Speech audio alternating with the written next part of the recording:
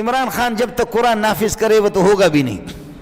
اس کے بعد آئے گا اس سے اور گندہ آئے گا، اس سے بعد آئے گا اور گندہ آئے گا، اس کے بعد اور آئے گا.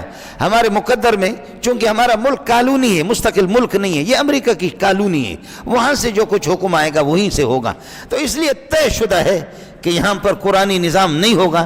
شاید آپ اور ہم دیکھ بھی نہیں سکیں گے.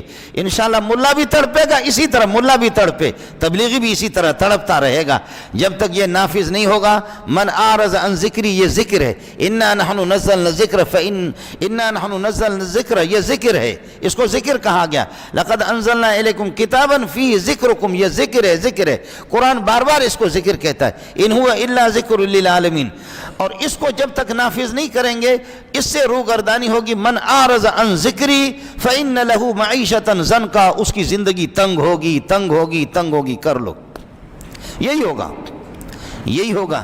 اللہ ہمارے حکمرانوں کو ہوش عطا فرمائے. تم حکومت کرو، ماؤں کے زیورات بیچ کر کے آپ کو دے دیں گے، لیکن علماء سے مشورہ کر کو اگر تم مسلمان ہو صاف صاف تو پھر اس کو نافذ کیوں نہیں کرتے؟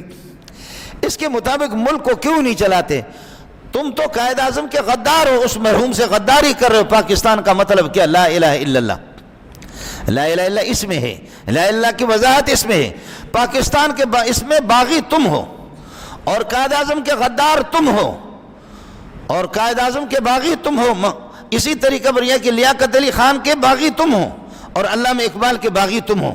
جنہوں نے پاکستان کو بنایا ان سے بغاوت کرنے والے آپ ہیں. اور آپ صرف قائد اعظم کے باغی نہیں، محمد کے بھی باغی ہے، 1.25 لاکھ انبیاء کے باغی ہے. تڑپتے رہو، توبہ کرو، امت کو اس سانحے سے نکالو.